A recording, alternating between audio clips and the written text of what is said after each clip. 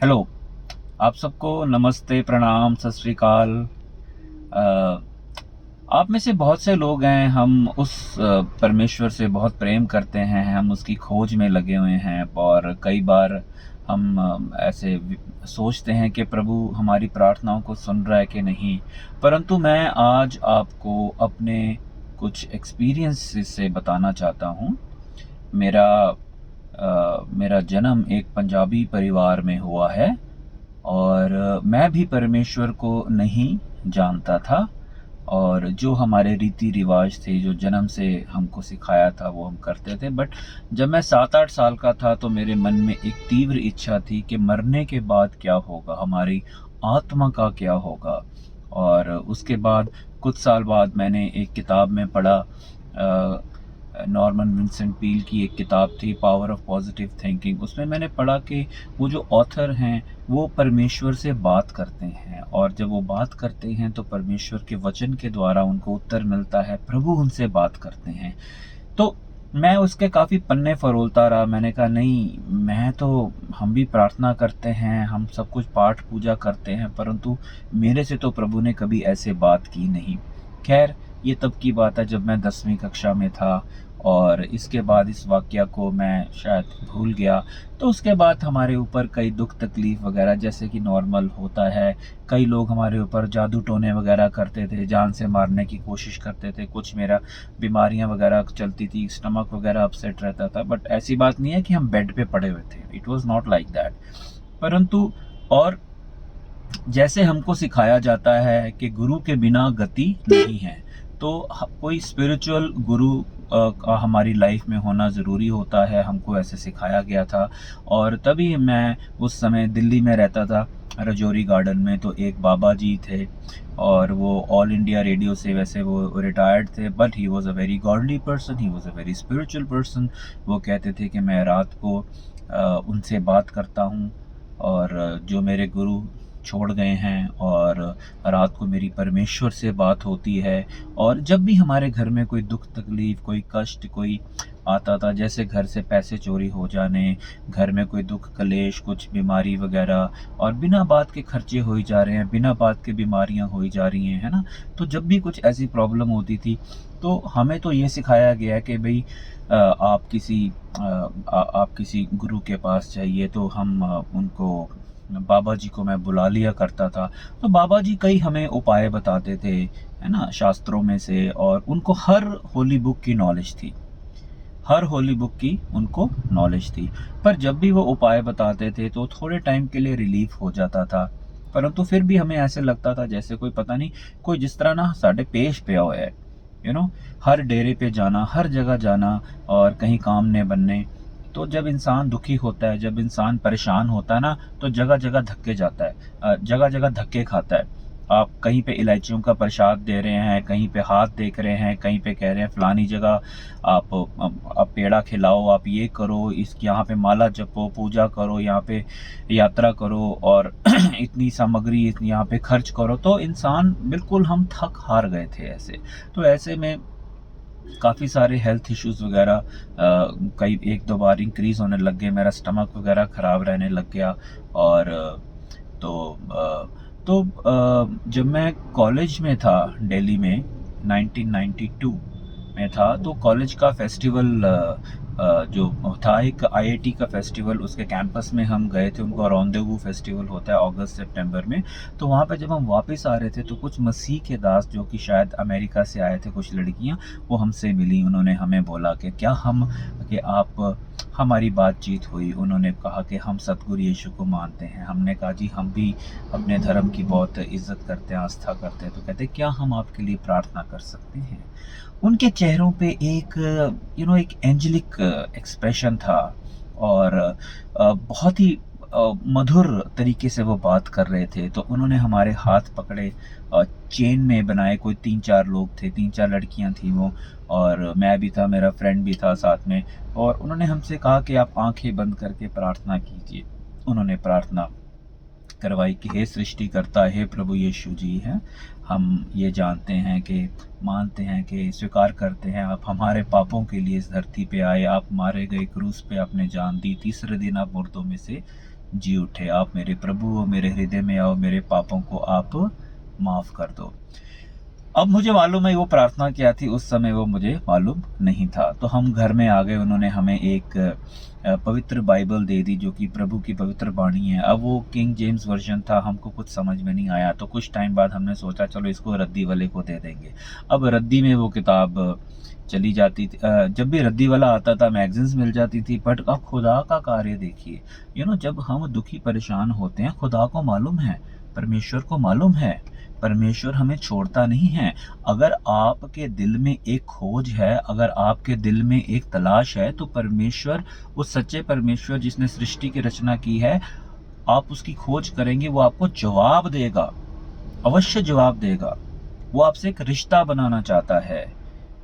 तो वो बाइबल हमें नहीं मिलती थी, तो ऐसे ही हमारा घर बिक गया, हम दूसरे घर आ गए, टैगोर गार्डन। तो एक दिन कुछ ऐसी समस्या हुई जो कि कुछ हेल्थ इश्यूज हो गए थे, और हम काफ़ी, बाबा जी हमारे घर आते थे जो भी इलाज बताते थे, तो कोई प्रॉब्लम ऐसी सॉल्व होती नहीं थी परमानेंटली। तो मुझे ऐसे ही एक बार ख्याल आ गया कि चलो मैं किसी बिलीवर को फ़ोन करूं। तो मेरे पास कोई नंबर था, किसी ने दिया था, मैंने ऐसे किसी को फ़ोन किया और उनको अपनी प्रॉब्लम्स बताई। उन्होंने हमारे लिए प्रार्थना की। प्रार्थना के बाद हमने कुछ परिवार में कुछ दिनों बाद चंगाइयाँ, हेल्थ में इम्प्रूवमेंट्स देखनी शुरू कर दी। जो लोग या जादू टोने करते थे, गंदे काम करते थे, है ना, घर में लाल धागे आ जाते थे, पैसे गायब हो जाते थे, वो सब आने बंद हो गए। वो लाल धागे को देख के तो तबीयत खराब हो जाती थी, परंतु उन्होंने प्रार्थना की, फिर उन्होंने हमें अपने सत्संग में बुलाया। फिर वहाँ जाके हमारा धीरे धीरे, जब मैंने पवित्र बाइबल में से वचन पढ़ना शुरू किया, तो हमें महसूस हुआ, हमें प्रभु का वो प्लान मालूम हुआ, है ना। हम अपने अच्छे कामों से क्या करते हैं, हम कोशिश करते हैं हम दान पुण्य करें, हम प्रभु का नाम जपें, हम सोसाइटी की सेवा करें, है ना, हम और हम प्रभु का नाम सिमरन करें। तो काम, क्रोध, लोभ, मोह, अहंकार पे हम लोग उसको कॉन्कर करने की कोशिश करें, उस पर जय पाने की कोशिश करें। तो ऐसे ऐसे हम परमेश्वर के समीप आते जाते हैं। परंतु ये सब एक ह्यूमन एफर्ट है गॉड के पास आने का, जैसे कि हम करते थे। परंतु बाइबल में जब हमने पढ़ा कि प्रभु यीशु समस्त मानव जाति के लिए, सिर्फ क्रिश्चियंस के लिए नहीं, पूरी मानव जाति के उद्धार के लिए वो शब्द हैं, परमेश्वर शब्द है, जैसे हम यूहन्ना में पढ़ते हैं, वो देहधारी हुए, वो इस धरती पे आए, उन्होंने मानव जाति के कल्याण के लिए उनके सारे पाप हमारे ऊपर, हमारे सारे पाप प्रभु यीशु ने अपने ऊपर ले लिए, और अपना कीमती लहू उन्होंने बहाया। क्रूस पे उन्होंने उस दर्दनाक मौत को सहन किया। तीसरे दिन मुर्दों में से वो जी उठे, और आज भी वो जीवित परमेश्वर हैं। ये एक सैल्वेशन प्लान है, मुक्ति का मार्ग है जो सृष्टिकर्ता ने बनाया है, और यही एक मुक्ति का मार्ग है। प्रभु के आत्मा ने हमसे, जब हम धीरे धीरे बढ़ने लगे, बात की। प्रभु का वचन, जो मेरे मन में इच्छा थी, प्रभु के वचन मुझसे, हमसे बात करने लगे। हम परमेश्वर के और नज़दीक जाने लगे। हम, प्रभु का पवित्र आत्मा हमारे अंदर आ गया। जिन दुश्मनों ने हमें मारने की कोशिश की थी, जो हम सोचते थे हम इनको कभी माफ़ नहीं कर सकते, उनको धीरे धीरे प्रभु के आत्मा ने हमको वो बल दिया कि हम उनके लिए माफ़ी रिलीज़ कर सकें। वचन कहता है कि जो तुम्हें सताते हैं तुम उनके लिए प्रार्थना करो, है ना। जो तुम्हें कर्ज करते हैं तुम उन्हें आशीष दो, उनके लिए प्रेयर करो। तो ये सब हम अपने में होके नहीं कर सकते। हाँ, आप कोशिश कर सकते हैं, कुछ हद तक सफल हो जाएंगे, परंतु हम केवल उसकी कृपा, उसके अनुग्रह के द्वारा बचाए गए हैं, और केवल उसकी कृपा, उसके अनुग्रह से ही हम अपने दुश्मनों को माफ़ कर सकते हैं, लोगों से प्रेम कर सकते हैं। तो ये मुक्ति का मार्ग जब हमने जाना, और अब जो घर में लाल धागे आते थे, जो कोई भी हमें डर नहीं रहा। क्यों? क्योंकि वचन कहता है कि वो जो तुम्हारे अंदर है वो उससे बढ़कर है जो इस संसार में है। अब हमारे अंदर कौन आ गया? प्रभु यीशु आ गया, सृष्टिकर्ता आ गया, वो प्रभुओं का प्रभु आ गया जिसने हमको रचा था। अब बाहर कौन है? संसार की शक्तियाँ, संसार की ताकतें। तो क्या हमें डरने की आवश्यकता है? नहीं। हम लाल धागे को वैसे उठा के फेंक देते थे, है ना? परंतु इसके लिए आपको सही शिक्षा मिलनी चाहिए। आजकल बहुत सी जगह, बहुत से चर्चों में गलत शिक्षा दी जाती है। प्रभु यीशु का नाम खराब होता है जब लालच के पीछे प्रभु के दास लोगों का पैसा तक लूटते हैं। तो हमें उन सब बातों में ध्यान नहीं देना। हमें केवल प्रभु यीशु के पीछे चलना है और प्रभु यीशु का चेला हमको बनना है। दोस्तों, ख़त्म करने से पहले मैं एक चीज़ और शेयर करना चाहता हूँ। जो मेरे बाबा जी थे, हम उनकी बहुत रिस्पेक्ट करते थे, है ना? वो हमको कुतुब मीनार के पीछे कोई मज़ार है, वहाँ लेके जाते थे। वो वहाँ जाके बड़ी शांति महसूस होती थी और चद्दरें और चढ़ाते थे। निज़ामुद्दीन लेके गए, कई जगह लेके गए हमको, है ना? परंतु मैंने बाबा जी से एक सवाल किया। मैंने कहा, बाबा जी, आपकी उम्र 75 प्लस है, हमें ज़रा सा भी कोई कष्ट होता है तो मैं आपको बुला लेता हूँ। बाबा जी, जब आप नहीं रहेंगे तो हम क्या करेंगे? और मैं भी आपकी तरह प्रभु से बात करना चाहता हूँ। बाबा जी, बोलो मैं कैसे करूँ? तो बाबा जी ने कहा, नहीं बेटे, ऐसी बात नहीं करते। और मेरा तीसरा सवाल ये था कि बाबा जी, आप हमें परमानेंट रिलीफ क्यों नहीं देते इन चीज़ों से? टेम्परेरी क्यों? कहते क्योंकि मेरे हाथ में नहीं है। मैं इन चीज़ों को सिर्फ टेम्परेरीली पीछे कर सकता हूँ, इनके ऊपर जय मैं नहीं पा सकता। दूसरा उन्होंने कहा, तुम बेटे परमेश्वर से बात नहीं कर सकते जब तक पता नहीं कितनी रिधियाँ सिद्धियाँ जप तप नहीं कर लोगे, कितने जन्म ले लोगे, आप बात नहीं कर सकते परमेश्वर से। परंतु और वो सुन के मैं चुप कर गया। पर मेरे अंदर एक तीव्र इच्छा थी कि मुझे परमेश्वर से बात करनी है, मुझे परमेश्वर के पास जाना है। और जब प्रभु यीशु में हम आए, जब यीशु को अपना उद्धारकर्ता, मुक्ति प्रभु हमने ग्रहण किया, मुक्तिदाता ग्रहण किया, तो परमेश्वर ने हमसे बात करनी स्टार्ट की।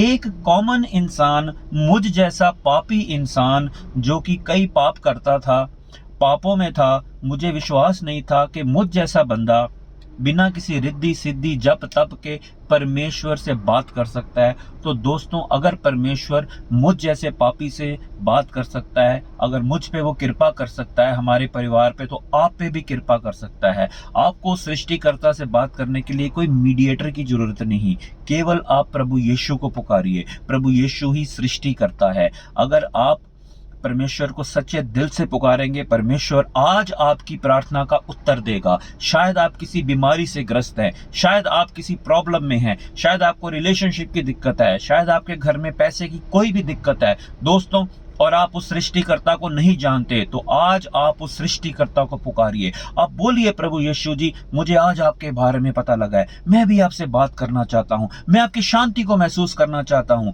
परमेश्वर का वचन कहता है, मैं तुम्हें अपनी शांति देता हूँ। तो प्रभु हमें अपनी शांति देता है, वो शांति नहीं जो संसार देता है। तो मेरी आज यही प्रार्थना है कि आप सब प्रभु में बढ़ते जाएं और परमेश्वर का अनुग्रह, परमेश्वर की कृपा, परमेश्वर की असीम कृपा आपके परिवारों पे हमेशा बनी रहे। अगर किसी को प्रार्थना की आवश्यकता है तो वो हमें कांटेक्ट करे, हम आपके लिए प्रार्थना करेंगे। और and I pray that may God bless you. और आप परमेश्वर को पुकारिए और परमेश्वर आपसे बहुत प्रेम करता है और कोई ऐसा पाप नहीं है जो माफ ना कर सके। क्यों? क्योंकि उसने हमारे पापों के लिए अपनी जान दी। यही प्रभु का मोक्ष का प्लान है पूरी मैनकाइंड के लिए। आप सबको प्रभु बहुत तायत से ब्लेस करे। God bless you. आमीन।